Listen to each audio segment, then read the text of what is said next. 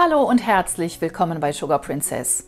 Heute zeige ich euch einen ganz einfachen Kirschstreuselkuchen. Einige Leute haben sich den schon länger von mir gewünscht und dem Wunsch komme ich gerne nach. Es ist ja schließlich Sommer, da gibt es Kirschen. Aber ihr könnt ihn natürlich auch über das ganze Jahr backen. Gerne auch mit anderen Füllungen, dann einfach die Früchte, die Kirschen ersetzen durch zum Beispiel Zwetschgen im Herbst dann oder durch alles, was ihr so im Garten habt oder was ihr da habt. Wir backen den Kuchen in einer 26er Springform. Es ist ganz einfach. Wir nehmen denselben Teig für Boden und Streusel des Kuchens und kochen uns ganz einfach noch einen schönen Kirschpudding. Die Mengenangaben findet ihr wie immer bei mir auf dem Blog. Ich verlinke euch den gern hier oben auf dem kleinen i, da könnt ihr direkt darauf surfen. Und hier unten unter dem Videotitel in der Videobeschreibung findet ihr alle weiteren wichtigen Infos. Vergesst bitte auch nicht, den Kanal zu abonnieren, wenn ihr es noch nicht getan habt, denn jeden Sonntag um 10 Uhr gibt es hier ein neues Torten- oder Kuchenvideo. Und damit ihr keins verpasst, gleich hier auch die kleine Glocke aktivieren, denn dann bekommt ihr eine Benachrichtigung, wenn ich ein neues Video hochgeladen habe. Wir starten gleich in unseren leckeren Kuchen.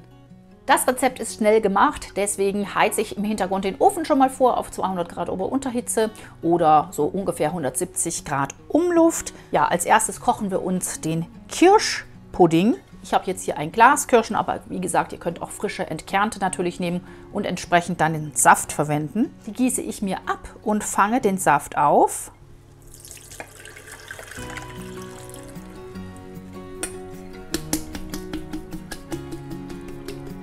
So, und von unserem abgegossenen Saft nehmen wir uns jetzt einfach so 6 Esslöffel.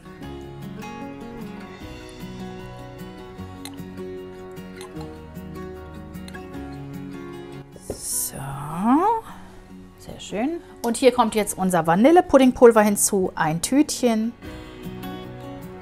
Das verrühren wir einfach gerade damit. Dann kommt noch 40 Gramm Zucker ungefähr hinzu. Je nach Süße, also ihr könnt da auch weniger nehmen oder etwas mehr, je nachdem wie eure Kirschen so sind. Dann schön klümpchenfrei verrühren. Und dann können wir auch schon an den Herd gehen und uns einen Pudding kochen. Allerdings hier diesen Rest nochmal auf 450 Milliliter mit etwas Saft oder Wasser auffüllen. Den Kirschsaft habe ich mir aufgefüllt auf 450 Milliliter. Die gebe ich in einen kleinen Topf. Dazu gebe ich jetzt das angerührte Puddingpulver. Gerade einrühren. Und natürlich hier einfach einmal gerade aufkochen, so wie es auch auf der Packung steht, einfach eine Minute dann kochen lassen. Und dann können wir einfach schon unsere Kirschen auch unterheben. Wenn ihr mögt, könnt ihr hier natürlich auch etwas Likör hinzugeben, ganz nach Wunsch. Etwas Vanille, Tonkabohne, was euch zu eurer Füllung zu passen scheint. Zimt im Herbst, also da könnt ihr so ein bisschen kreativ werden. Schön unterrühren, aufkochen, dass da nichts ansetzt am Boden. Wie schön sich hier die Farbe verändert. Und das lassen wir jetzt so etwa 1 bis 5 Minuten einkochen. Je nachdem, wie dick ihr den Pudding haben wollt, dann später. Und dann können wir hier auch unsere Kirschen hinzugeben. Vorsichtig, dass wir uns nicht voll spritzen. Die Kirschen noch schön unterheben. Wunderbar. Und sobald unser Pudding schön dicklich eingekocht ist, das kann ruhig so noch ein paar Minuten jetzt hier kochen, da können wir ihn dann runternehmen vom Feuer und ein bisschen abkühlen lassen. Jetzt sind wir wieder hier und bereiten uns unseren Teig bzw. die Streusel vor. Das ist einfach ein Teig und dazu benötigen wir 400 Gramm Mehl, 200 Gramm Zucker. Ihr könnt auch weniger verwenden, aber getestet und für gut befunden. Dann kommen entweder 2 Eigelb oder ein ganzes Ei hinzu. Der Unterschied ist einfach der, bei 2 Eigelb wird der Teig noch zarter und bei einem Ei hat man keine Reste. Deswegen werde ich jetzt ein Ei nehmen. Noch hinzu gebe ich einen Teelöffel Vanillepaste. Da könnt ihr auch selbstverständlich einfach ein Tütchen Vanillezucker nehmen oder einen Esslöffel, wenn ihr selbstgemachten verwendet. Hinzu kommt ein Achtel Teelöffel Backpulver, also wirklich so ein ganz bisschen was, eine Messerspitze. Natürlich eine Prise Salz. Hinzu kommt 250 Gramm Butter in Stücken. Ich habe jetzt ganz weiche Butter und das sind unsere Zutaten.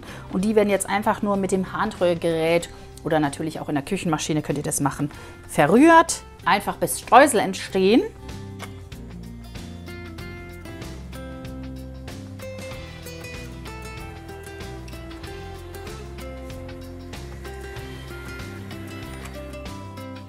Das langt auch schon. Wir haben unsere Streusel und 2/3 der Masse nehmen wir jetzt als Boden und als Rand und den Rest dann als Streuselmasse für oben auf. Und ich mache es mir jetzt super einfach. Ich nehme jetzt einfach 2/3 dieser Streuselmache, gebe die in die Form und drücke die dann einfach nur so ein bisschen an. Ich verknete die gar nicht großartig. 2/3 der Masse, das kann man einfach so ein bisschen Pi mal Daumen machen, hier reingeben.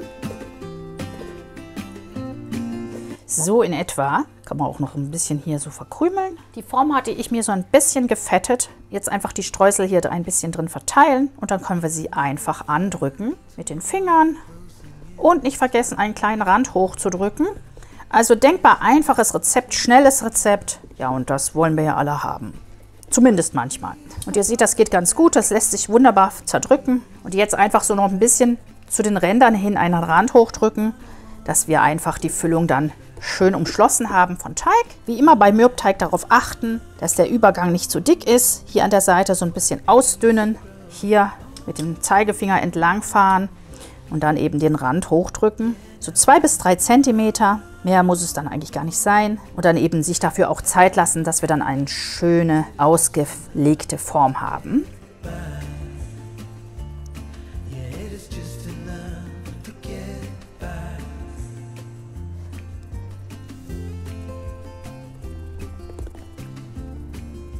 Und wenn hier da am Rand noch was fehlen sollte, ihr habt das Gefühl, das ist noch zu dünn, dann könnt ihr auch einfach noch einen Streusel nehmen und die da ranquetschen. Also das ist so ganz praktisch. Das verbindet sich dann beim Backvorgang alles schön.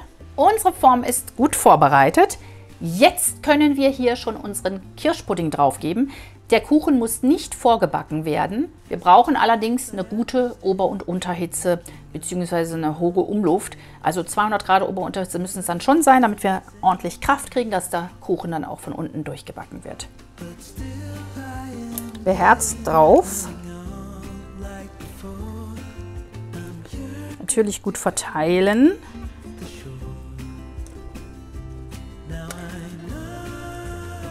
Nehmt auch ruhig zum Auffüllen natürlich einen schönen Saft oder einen Likör teilweise. Perfekt. Und jetzt kommen natürlich nur noch die Streusel oben über. Und dann wird der Kuchen gleich gebacken. Deswegen ist es auch so wichtig, dass wir schon gleich vorheizen.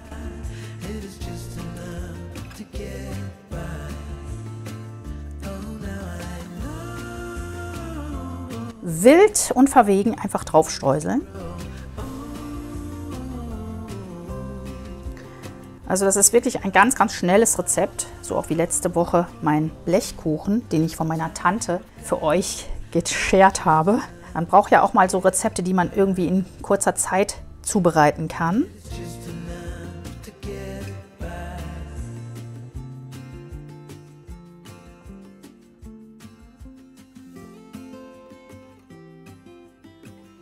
Wunderschön, alle Streusel sind auf dem Kuchen. Jetzt kann man noch gucken, dass man wirklich alles schön bedeckt, dass man keine Lücken hat. Sehr schön. Der Rand kann noch etwas runtergedrückt werden jetzt. Wir sehen ja jetzt, bis wohin ungefähr die Streusel reichen. Ein bisschen runterdrücken.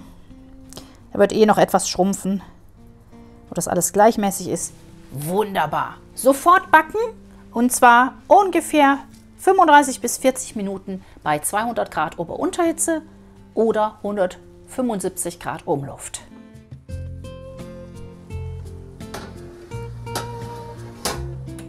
In die Mitte des vorgeheizten Ofens. Los geht's. 35 bis 40 Minuten.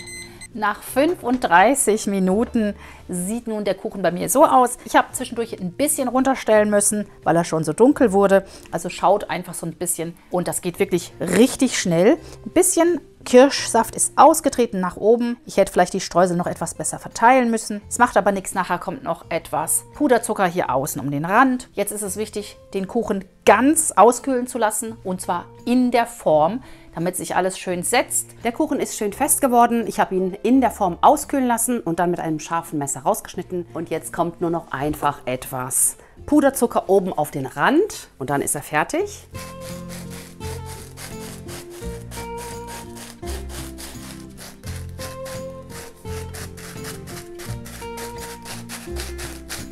Sehr schön, unser Kuchen ist fertig und wir können ihn probieren.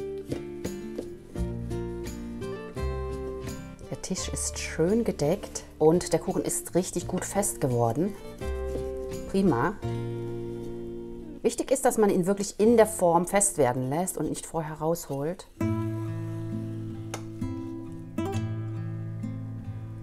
Und da kommt unser leckerer Kirschkuchen. Prima. Schöne Füllung. Ein bisschen Tee schütte ich mir noch ein. Das ist eigentlich eine Kaffeekanne.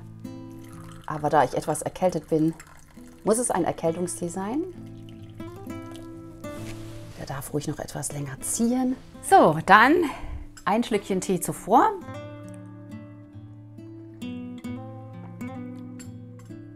Und dann wollen wir mal probieren.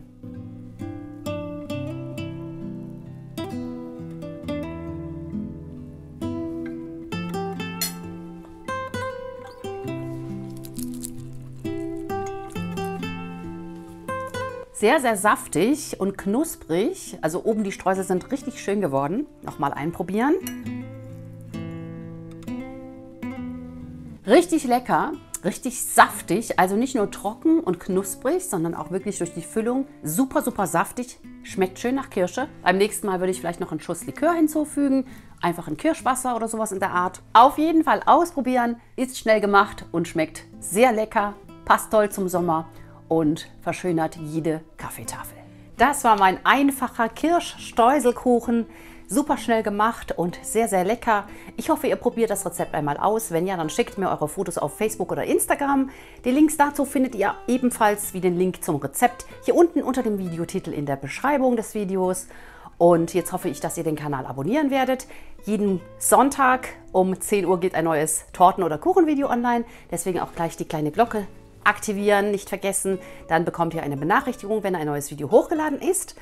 Und jetzt wünsche ich euch ganz viel Spaß beim Nachbacken. Wir sehen uns nächste Woche, 10 Uhr am Sonntag. Bis dahin macht's gut, bleibt gesund. Tschüss!